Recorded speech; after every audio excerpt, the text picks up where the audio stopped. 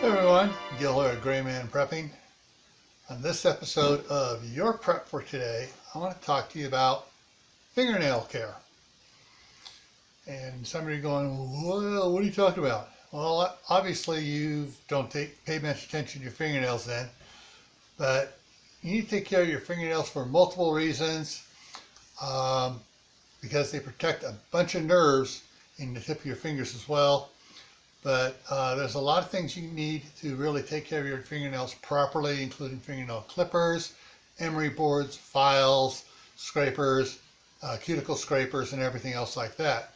So you really need to take good care of your fingers, nails, and by extension your fingers as well, so that you don't have problems such as hangnails, which can cause infections and other problems if you do, like some guys I used to work with, they get a little hangnail, and they rip it off. Next thing they're bleeding all over the place.